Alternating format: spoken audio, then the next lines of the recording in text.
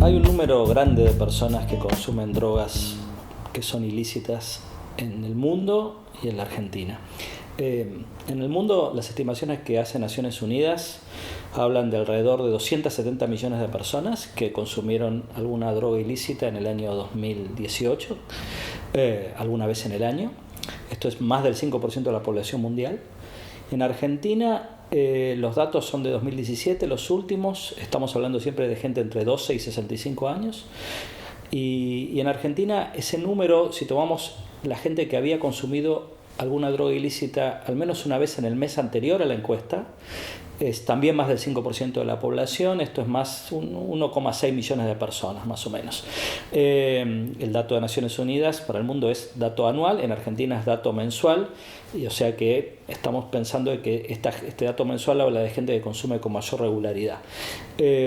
Además hay un subreporte. Obviamente cuando uno va y le preguntan, che, ¿consumís drogas? Mucha gente va a decir y no, aunque la respuesta correcta sea sí, por temores obvios. Y la gente estima que más o menos 20-30% de los verdaderos consumidores mienten, o sea que hay un subreporte, con lo cual estas cifras que daba son un piso del verdadero nivel de consumo. Entonces hay un montón de gente que se expone a una situación obviamente riesgosa, y no solo por el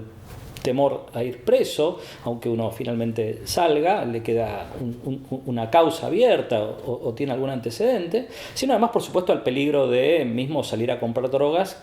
a un lugar donde tal vez haya en ciertas ocasiones alguna potencial situación de violencia o riesgo de que emerja violencia y otro tipo de riesgos asociados a consumir y comprar y vender cosas ilegales. Entonces la pregunta es, ¿la guerra contra las drogas ha logrado bajar este número de personas que hacen algo con riesgos personales, y no hablo de los sanitarios, sino de los involucrados en el propio consumo? Y la verdad es que no. En realidad, por supuesto, las cifras no permiten hacer series de largo plazo, pero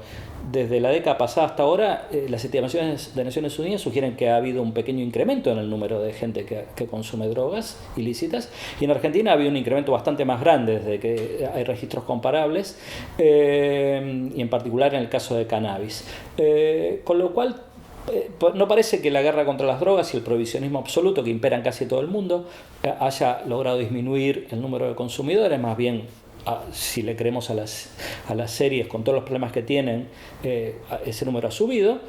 Y además, en el año 2017 los datos de producción de cocaína y heroína en el mundo alcanzaron récords históricos, pese a las persecuciones que hacen las fuerzas de seguridad, las Fuerzas Armadas en algunos casos,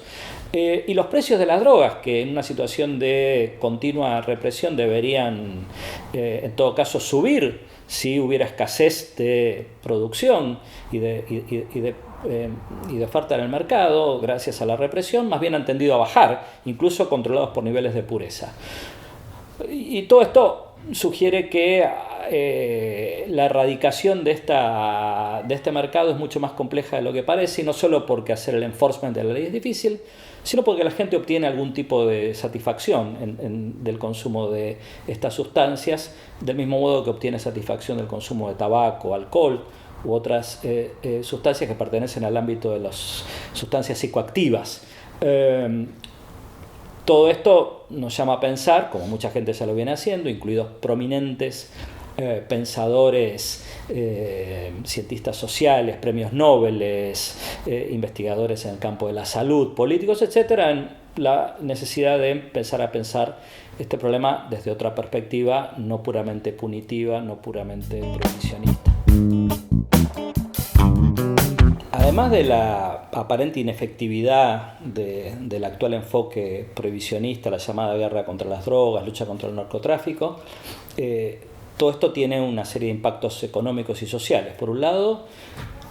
hay estudios que muestran que es mucho más eficaz gastar dinero en campañas de prevención y en tratamiento de usuarios problemáticos, que son en torno al 10-20% de los usuarios regulares,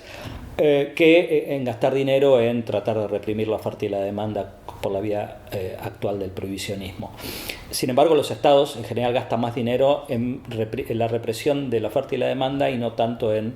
rehabilitación y prevención. En el caso argentino esto es bastante extremo. hace poco hice un trabajo en donde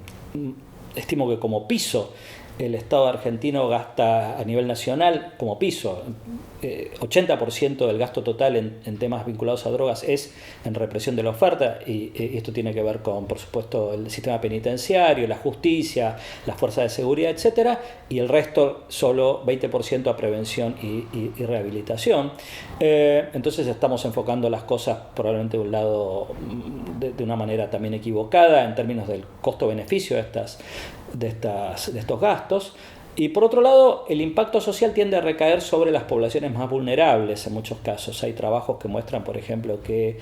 en el caso de México, en el caso de Perú, la gente que vive en zonas en donde el narcotráfico está más presente a nivel del barrio, tienen peores rendimientos escolares, los precios de las viviendas donde viven caen, tienen más probabilidades de convertirse en criminales cuando son adultos. Muchas veces, por supuesto, es la cárcel un lugar en donde las bandas narcotraficantes capturan nuevo personal para trabajar a sus órdenes. Y en el caso de Estados Unidos, por ejemplo, está bien documentado que la población negra tiene mayor probabilidad de ir a la cárcel que la población blanca, a una igualdad de, por ejemplo, consumo. En fin, digamos que la ley no cae pareja para todos, y entonces hay también estos costos sociales asociados a la guerra contra las drogas, que se suman agregando un tercer elemento, a que también hay trabajos que muestran que el enfoque prohibicionista dificulta a los usuarios problemáticos que accedan a servicios de salud eficaces, porque por supuesto está el estigma, el temor a ir presos o sufrir un hostigamiento, preguntas, investigaciones, etc. Todo esto entonces de vuelta se suma a la inefectividad de la que hablábamos antes. No solo el enfoque parece no haber logrado disminuir el número de consumidores ni disminuir de manera sostenida la oferta y la producción, sino que también tiene impactos colaterales en el gasto que hace el Estado con poca efectividad, en los impactos sociales que recaen sobre poblaciones más vulnerables y en la dificultad que tiene para consumidores habituales el acceso a sistemas de rehabilitación y también incluso al propio sistema de salud por este estigma y las posibles consecuencias legales de ser identificados como usuarios de alguna droga ilícita.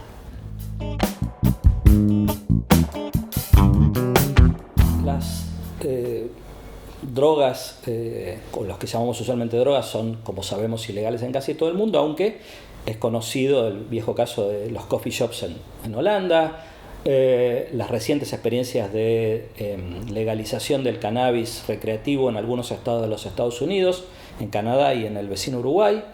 Y un caso menos conocido, en Portugal está descriminalizado el consumo de todas las drogas, es decir, la venta de drogas sigue siendo ilegal, pero no está en el código penal, no es un crimen que uno lo encuentre consumiendo drogas.